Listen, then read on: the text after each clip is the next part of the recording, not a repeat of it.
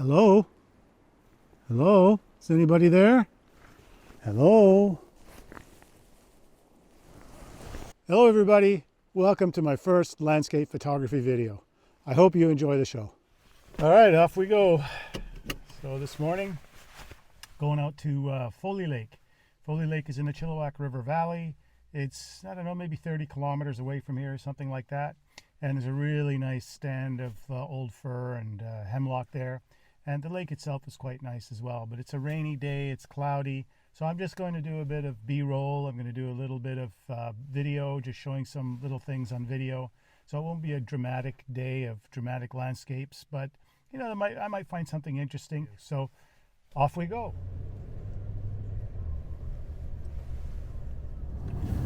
So we're just taking a turn off here up to Foley Lake, and I am so happy. They actually did a little work on the road and fixed the road. This was a lake here. Seriously, it was 2 feet, 3 feet deep. It was quite difficult actually to drive the truck through this whole area. So it looks like they fixed the road, and that's wonderful. Spoke too soon. They have not fixed it. So here's the typical lake that we get on this road. That's probably about 1.5 feet deep in the center. So it's much better than it was. It was much deeper than that before. So thank goodness for that. Thank you, whoever fixed that, for fixing it. Well, spoke too soon. That's what happens here in BC. Here we have a typical BC logging road. Oops, trying to find it here. There it is. Washed out. So I could go by, if you just take a look here, go by here and go through the creek and drive up out of the creek there. There looks to be enough room, and I think I actually may do that. But if not, the trip's over for the day, and next time I come back, it will have to be with the ATV because of that.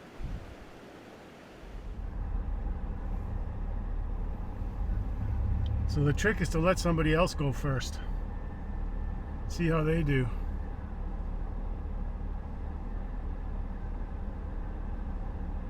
He's doing okay. Okay, here we go. 4-wheel drive. We're gonna do it. Doesn't look that bad at all.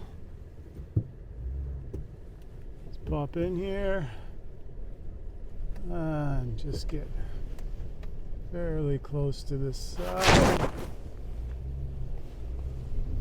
And off we go. No ATV needed. And this nice guy here, this nice guy, he waited for me just to make sure that I got through okay. See, that's a Canadian for you right there.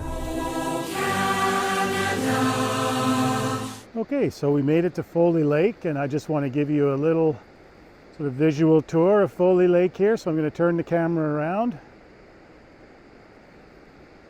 And here's Foley Lake. You can see in the background there's a nice waterfall that comes out of Williamson Lake, which is way, way up high, about 5,000 feet. A bit more than that, actually, 5,500 feet. So sorry to interrupt, but this is an image I took about 25 years ago now up at Williamson Lake, if you can believe it, in August. I took it with a 35mm Leica R7 and Fuji Velvia film. So back to the show. And then we have the lake here. So it's a very, very nice spot. And I think I'm going to take some images of these trees on the logs here and see how that goes. Okay, so this is what I'm going with here. I've got a 3-stop neutral density on there, so I'm going to soften the water, which will be necessary to get these reflections in like here.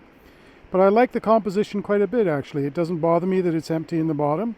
So let's take the image and see if it works. So here's the image. I think it works really quite nicely. So I'm going to focus stack on these individual logs here, then I'll show you the final image. Okay, so here's the final image. I actually really like this image. I think it's successful. And I even really like the composition of the image, even though I can imagine that there are many people watching that really actually won't think that the composition is successful. And partly probably because of this area in the bottom of the image that really is empty and contains nothing of interest. For me, actually, that works. And it works because of the feeling that I was trying to convey with the image. I was trying to convey something calm and relaxing and restful. And I kind of like the way that the sort of image disappears into nothing, disappears into darkness in the bottom. And so actually the composition just works for me. It feels right. And I think this is for me something important about composition, and that is that it's not independent of the other elements of an image. So it's not independent of subject or texture or color, and it's certainly not independent of meaning. So it's not as if, there's some rule where if you place the major elements of an image in these positions, somehow these are correct positions or compositionally interesting positions for major elements of an image.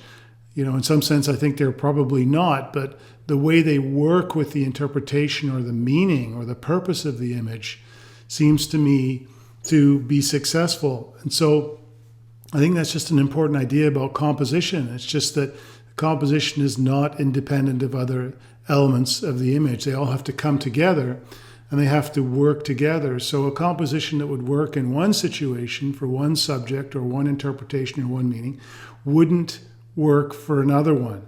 So I don't think that you can sort of think of the rules of composition as static, as fixed across images. Now, having said that, I think there's something about composition that can be learned really from the psychology of thinking, from the psychology of motivation and memory. We know as psychologists that we reconstruct memories. We also know that we reconstruct our motivations and our purposes. We also reconstruct the logic or reasoning behind the things that we do. And I think a lot of that's going on in composition. When we sort of overanalyze composition, I think that's what we're doing. We're reconstructing why the composition works.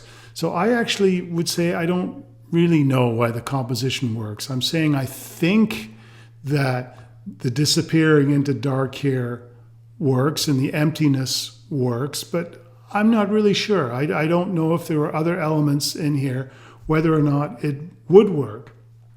And so I think a lot of what we're doing with composition is reconstructing why it works, and that we don't really actually know why it works. So the bottom line is it either works or it doesn't. And the only way to really develop a sense of what works is to go out and practice your art. It's to go out and take images and develop your intuition for something that feels good and that works. So I took a couple of other compositions. I'll show you those now, and you can kind of get a sense for yourself of what you think works and doesn't work. And it may very well be different for you than it is for me, because my interpretation of this image, the meaning that I give this image, might very well be different than the meaning that you give it. And if composition works together with meaning, then if we give different meanings to images, then clearly different compositions are going to work for us. So take a look at these next couple of images and see if they work for you.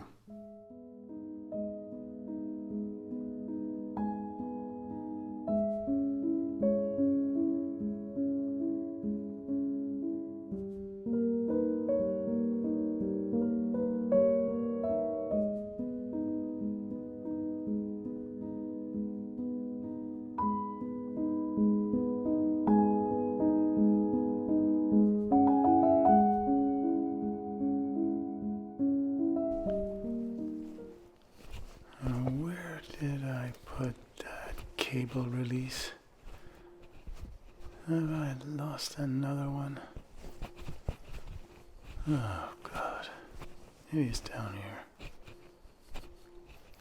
Is it down here? Did I drop it behind that tree? Oh, jeez, I'm so tired of this. Where is it here? Oh, look, there it is. There it is. Oh, God, maybe that's a sign. Maybe I should just quit for the day. Come back another day. That's what I'll do.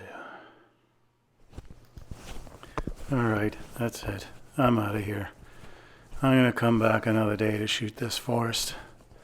It's a beautiful forest, but I'm done for the day.